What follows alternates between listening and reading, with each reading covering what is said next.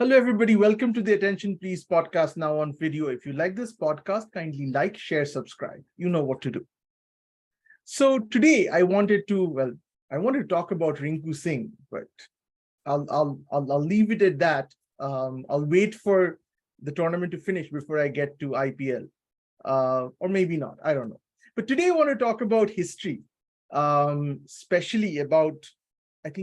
I'm perhaps a news cycle behind. But for those of you who haven't been following the news, apparently the NCERT, they dropped certain chapters or certain references to the Mughals and Islamic emperors, and they also changed some text about Gandhi and the RSS. So I'm somebody who loves history, and I thought I've discussed these things before. So those of you who follow my podcast might not find something totally different here. But I wanted to kind of collect my thoughts on history and rewriting history and what is known as revisionism, which is either rewriting history or removing things and people from history. So George Orwell it is who said that, and I might not be quoting him exactly, but who controls the past controls the future. And this is especially true for today's government. Who controls the present controls the past. So the official reason and the official reason why the Mughals were quote unquote dropped from the NCERT textbooks. Again, it's not been totally dropped. So let's be factual here too. But certain sections have been dropped. And that initially the history syllabus was reduced to compensate for the disruption caused by COVID.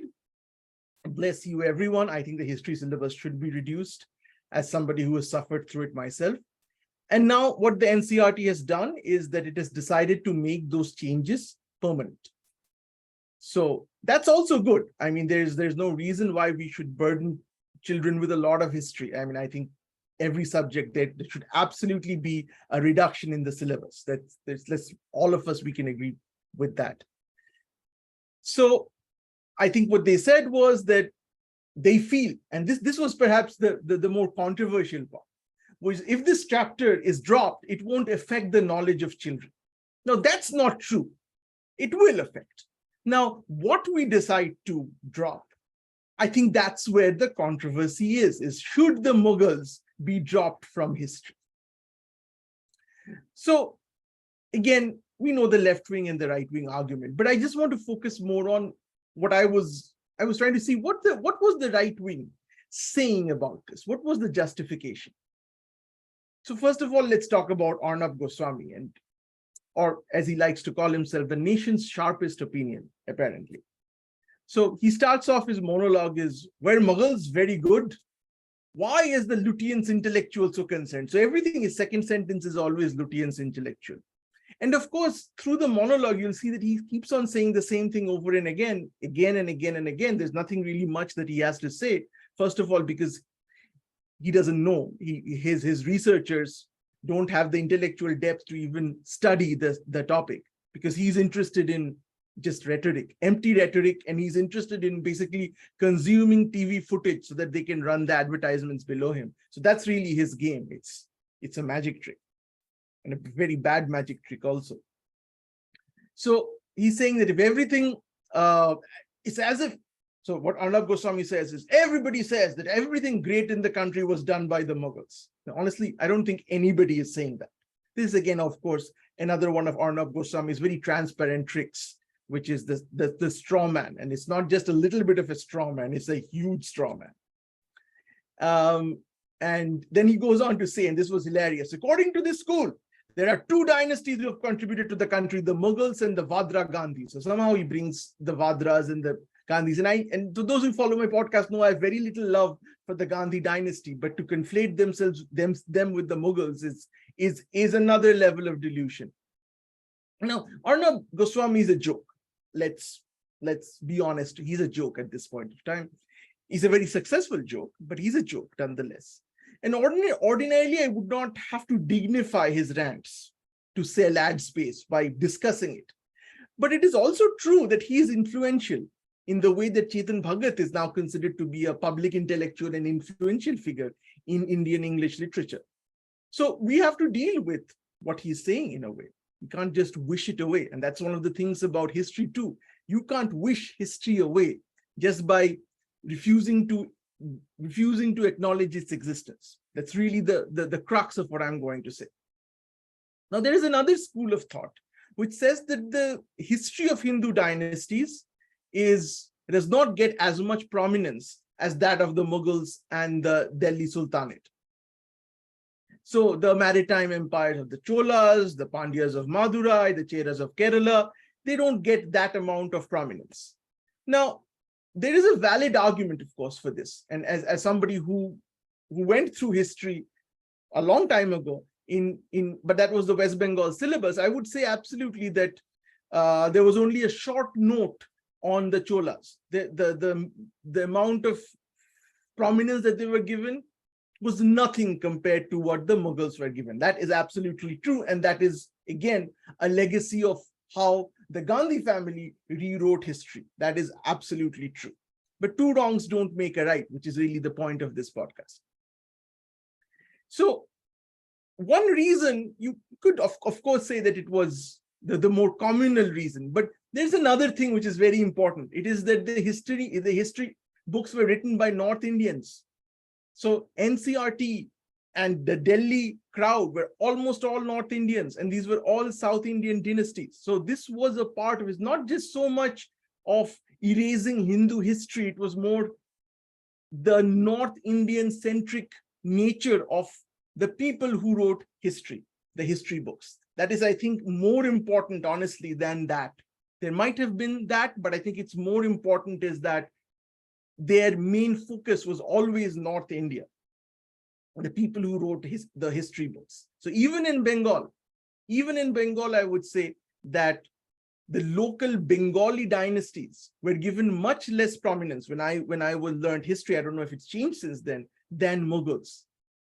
The Mughal emperors had a disproportionate amount of coverage in our history. But there were other Hindu kings too who also had coverage, but they were all North Indians. Chandragupta Maurya, Samudragupta, Ashoka, they were all there.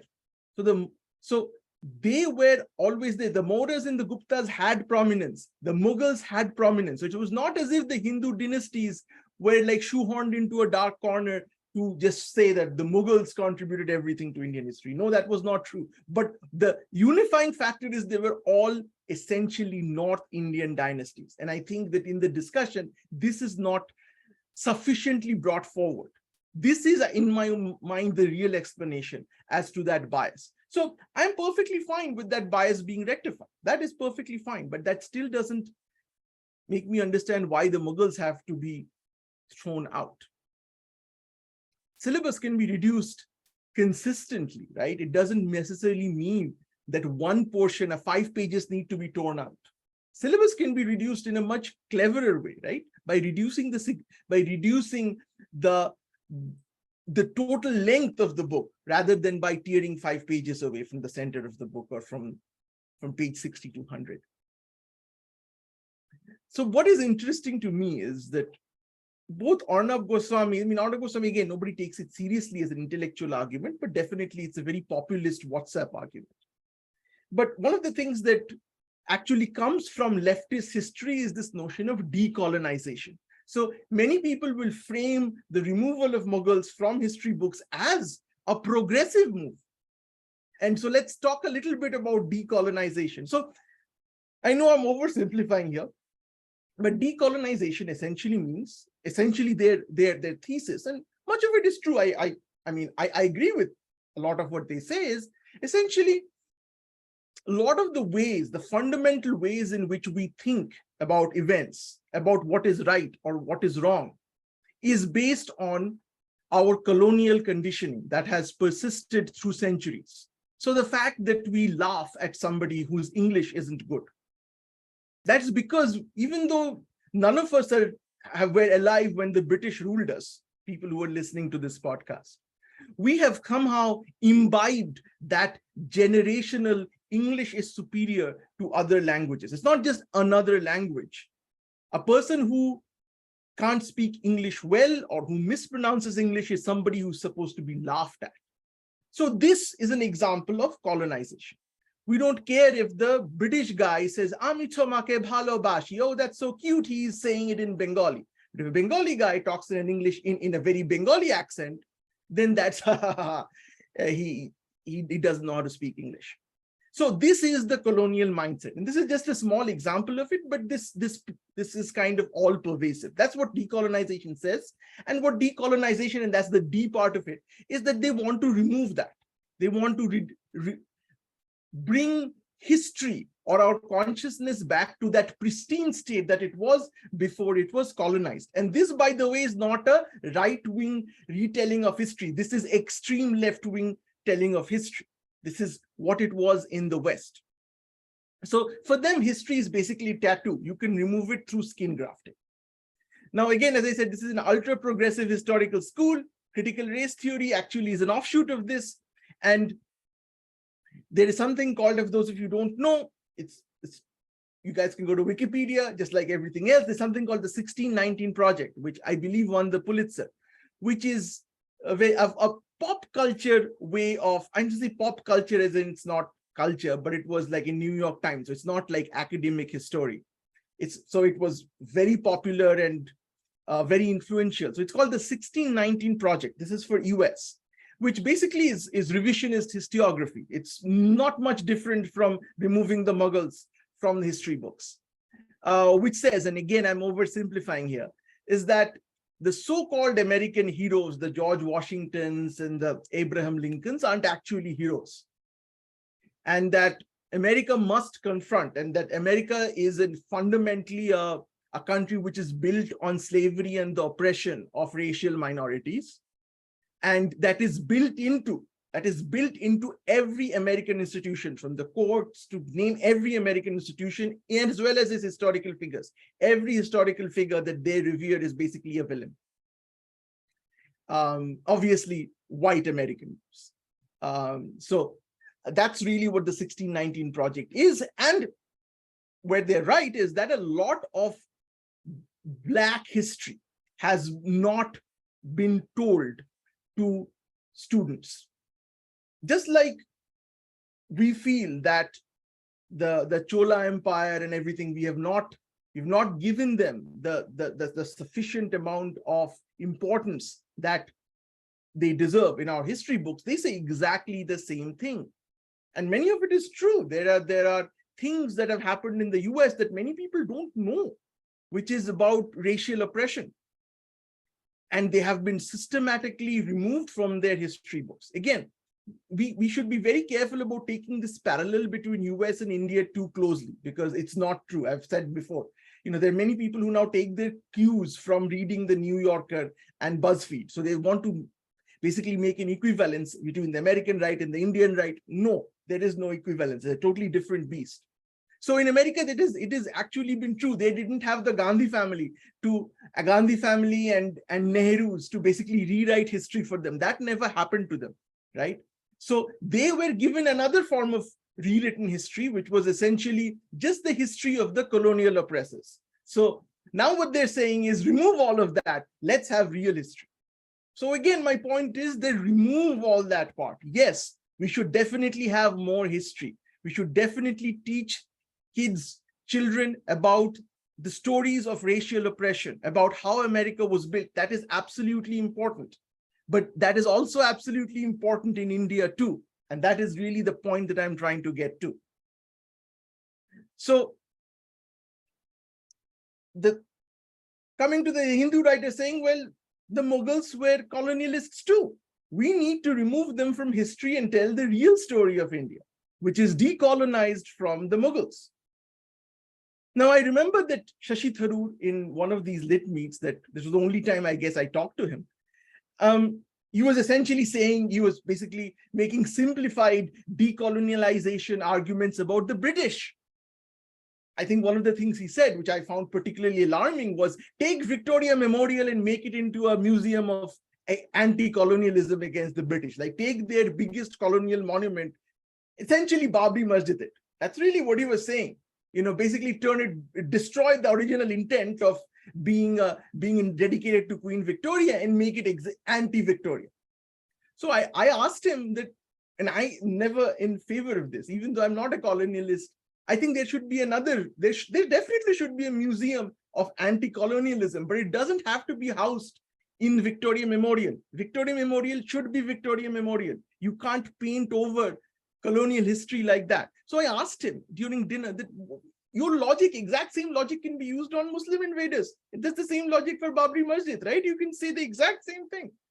So how can you say that? And he said, oh, no, the Mughals were not like the British. They didn't leave the country. First of all, the Mughals tried to leave the country many times. They couldn't because their original homeland was in turmoil, right? That's history. So it's not that it was a voluntary thing. Oh, we love India so much. No.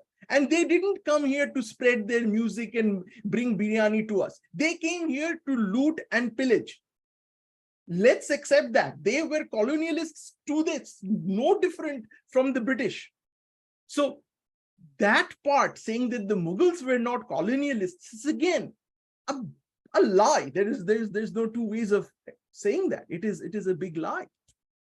So the thing is, are we then decolonizing them? Is it justified? And so here's my take. My personal opinion is that history just cannot be changed. It can't be rewound like a VHS tape. We live with the influences of history, good, bad, and ugly. Just like the Muslims of today should not be made to answer for the crimes of Babur, which is that Babur ka aulad thing. Neither should white children be made to answer for the crimes of their ancestors, which is what many schools nowadays do, actually, unfortunately, as part of the 1619 project and its offshoots. Nobody is responsible. The range of culpability for our actions is individual, and it is for the duration of our lifetimes.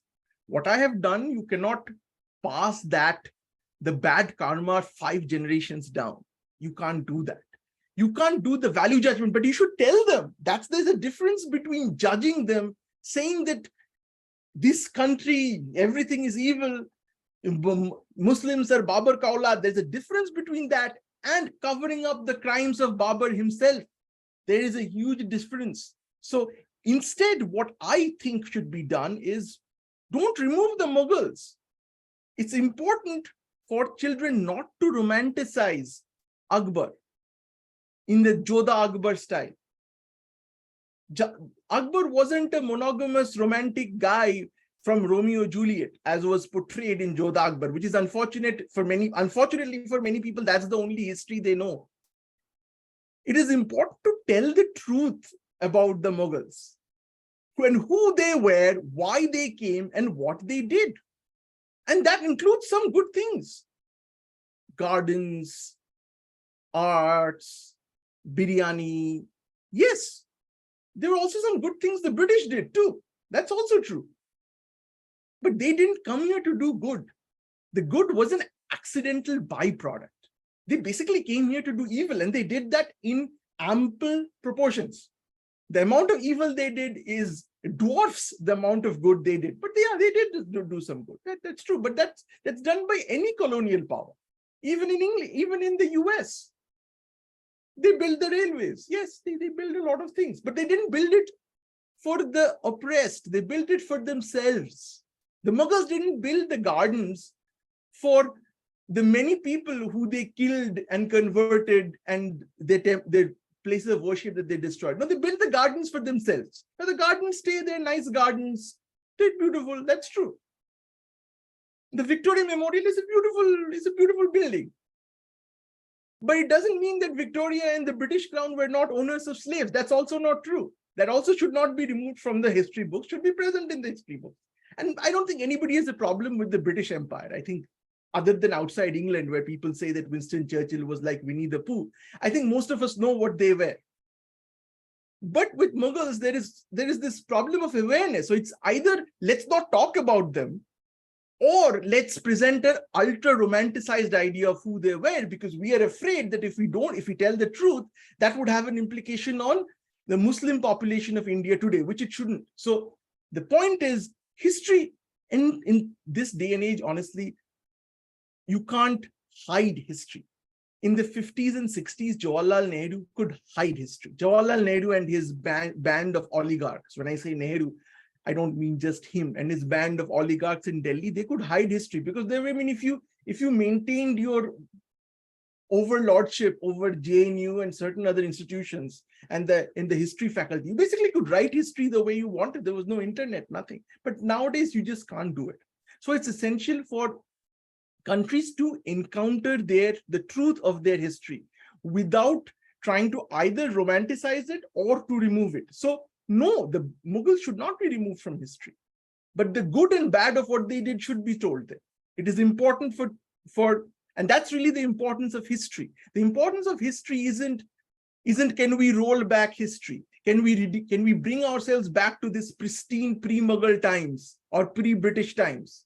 No, that is not possible. And if you try to do it, that will create unrest today. That will create bad history today. That is the thing. It's never worked out well, trying to rewind history. And usually demagogues have used history as a way to perpetrate crimes in the future, in the present. So history cannot be rewound, but history could be told in its true detail, not by removing history, but by saying what the truth was in history. So that today was today's podcast. I will be back hopefully next week or in 2 weeks. Till then, stay well. Bye-bye.